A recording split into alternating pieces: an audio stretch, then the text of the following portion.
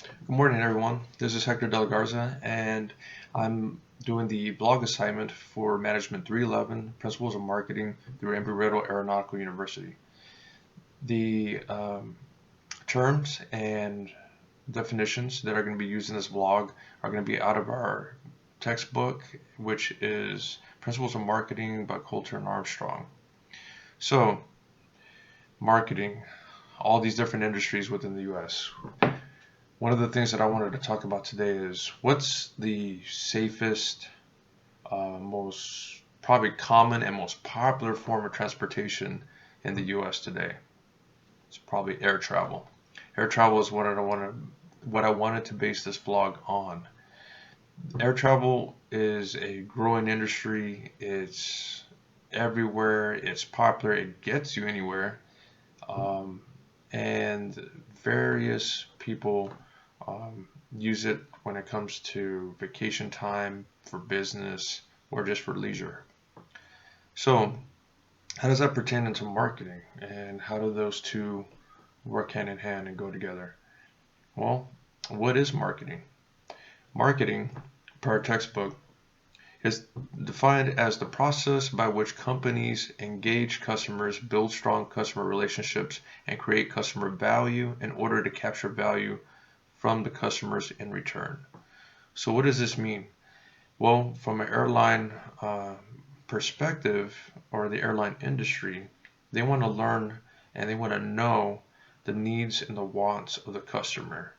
What do they want? Where do they need to go? Where's the most common ways and destinations of travel? Where does uh, business or other industries and how it relates to air travel, where does that take them and where does that lead them?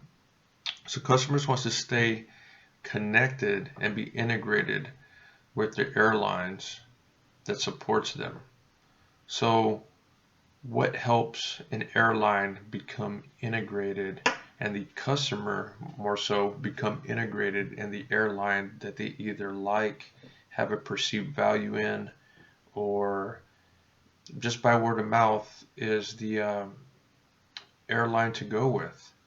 Well, airlines use frequency marketing programs, and frequency marketing programs are also elsewhere within other industries.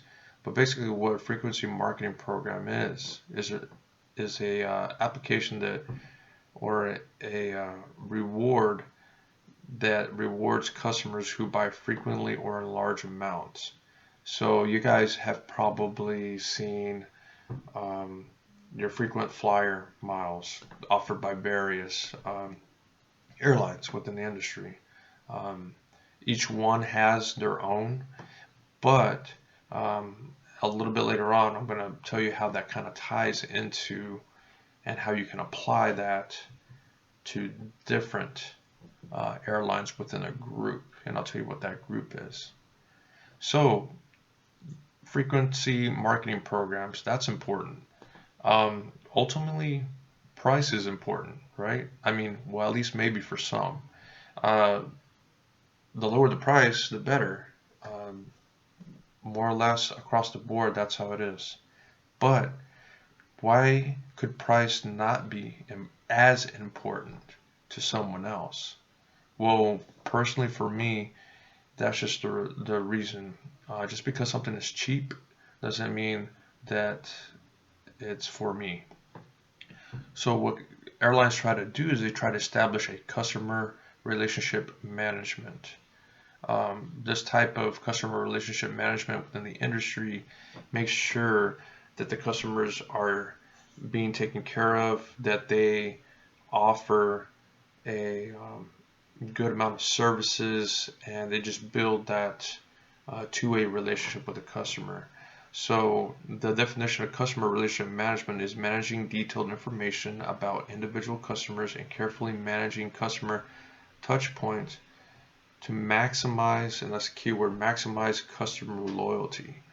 So that's pretty specific, and that's a pretty good way for a company or a firm or an industry to market it themselves toward the customer. So as an example of that, here recently, whenever I was traveling, I got on the airplane, had my boarding pass, and I had been using this airlines, which was American Airlines, and this is mainly for business travel for the government. And I've there's been countless flights, countless frequent flyer miles were accumulated, and never used them, never did anything. I'm still accumulating them. Just grabbed my seat before departure, actually before they pushed the plane back. They actually came up to my seat, and I thought I was going to get moved or bumped from the flight, and it was actually the total opposite. They said, no, you're actually going to be upgraded to first class today, and I was just surprised. I would like to assume that that customer relationship or the frequency that they saw me using their service or their airline specifically had something to do with that. Um, Also, me being military may had something to do with that as well, but I was not in uniform. I was just in regular civilian clothes, just like this, and that was just a surprise to me. But it kind of gave me a little insight, and after being in this course has given me a little bit of insight as to how stuff actually works out there, and I have a restaurant belief that that had something to do with it. So how can the everyday customer benefit from these discounts or saving money or paying a lower price as opposed to somebody else? Well, promotional pricing is something that, again, the airline industry likes to do. I mean, if you're talking about Southwest Airlines, Spirit, American Airlines, United, Delta, I mean, they're all over the place. So promotional pricing is a very big marketing tool that they can put out there to attract customers. So promotional pricing, the definition of that is temporarily pricing products below the list price and sometimes even below cost to increase short-run sales. So just to boost, if they need to fill a certain flight or fill certain space available that's empty, they'll run promotional pricing at rock bottom prices to get those just bought up rather than not, because then they're actually losing money in the end if they do not fill their flights. But in reality, there's a balance. There's a balance to both pricing and there's a balance to both the value that the customer sees in that. So the value could be good value pricing. Good value pricing um, is enough in most cases because it's just the right combination of, again, the quality and the service provided. So it may not necessarily be the lowest bare bones price, but if you're willing to pay 10, maybe $20, just for example, I'm throwing numbers out there, above that, you will have a warm fuzzy, what we call it, warm fuzzy feeling that you got a good value or a pretty good deal, even though you're knowing that you did not pay the most cheapest price for that service. So, an example again was Spirit Airlines, but what a Spirit Airlines specifically does that others don't is the bare fare pricing. So you're not paying anything that you're not using. So amenities, in-service or in-cabin services, if you don't want to use that, you don't pay for it. Basically, what you're really paying for, and if you didn't take any luggage with you or any bags, you're just paying for the seat that you're sitting in, and that's it. And that's how they keep their prices so low. You add a bag beyond a carry-on, then you pay for your bag. Everything else is separate, everything that you tack on.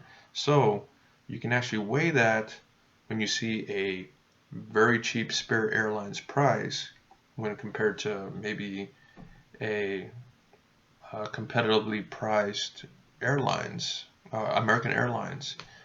ticket. And you can weigh that and you can ask yourself, hey, is this really the best deal, or is this really a good value pricing for what I'm getting? So moving on, now that you know that there's promotional pricing, there's good value pricing offered by this airline that you came across, what do you do next? Do you jump on that? Probably not. What most people would probably do is, hey, let's go see what other airlines that I could be looking at that maybe offer an even cheaper price than this. I don't know. I haven't done any shopping. So as soon as you say or recognize that there's a good deal there, you want to make sure that shopping is your next thing that you're thinking about, because somebody else might be in competition with the airlines that you've come across, whether it be online, through an advertisement, through a magazine, um, and you wouldn't know unless you went to go seek those other prices out and get the best deal. This is where buying behaviors actually come into play. So by buying behaviors, I mean the way people think, and it's in our textbooks, the way people think and act when they're actually buying. I personally am a complex buying behavior customer, or I express complex buying behaviors and tendencies. So in our textbook, the definition for complex buying behavior is consumer buying behavior in situations characterized by high consumer involvement in a purchase and significant perceived differences among brands. So that's the key ticket, among other brands. So one airline that's offering you a certain price or services may not be exactly the same as the other. So basically that's telling you that they're in a competitive market. So now you have airline to airline, and they're competing for your business. They want to win your business, and ultimately they want to win you over, so that way when you think of traveling the next time, you're booking through them. So now you have a competitive market. It's great for the consumer because now we have flexibility of who to go with. Um, and this is more or less a way of attracting us. So how do they do this? How do they attract us? They attract us with price, but what else? What's a visual cue or something that pops that a airline offers that would be like, hey, that looks cool. I'm interested in that. I want to go try that out. Well, it's something very simple. We see it around us every day. I can see it here in my home as I'm recording this video. Various things just pop out to me, but it's labeling and logos. It's so simple. It's a for when you're talking about airlines, that's just a paint job, if you will, on an aircraft. So these labels and these logos are what pops out to you and what gains interest in the customer as to wanting to try them out. For instance, American Airlines has an American flag color schemed tail. So the whole tail toward the rear of the aircraft, if you look at their fleet, it's all American flags. So in that sense, what's more American than flying in an aircraft that has an American flag as a tail? I don't know. That's just really cool to me, and it's something that pops and makes me want to go try it out. Southwest Airlines is another great example. They've gone through a couple color schemes throughout the years, but it's a heart that's in its underbelly because they have heart in everything they do. So what is a tactic that airlines have? Well, a marketing tactic that they have is horizontal marketing system. The horizontal marketing system is defined as a channel arrangement in which two or more companies at one level join together to follow a new marketing opportunity. So you have Star Alliance, SkyTeam, and One World. So these are networking airlines that just are created to offer you the best value for your money and basically have a global reach. um, but they're team members, but yet they're competing. So, in a sense, that gives the customer the best value for the money.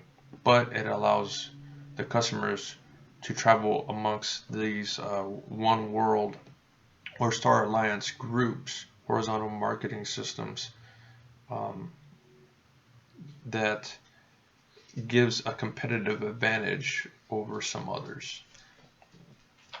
So now, what are airlines great at doing that? Great at doing? Well, they advertise. Advertisement is everywhere. They want to communicate customer value in the long run.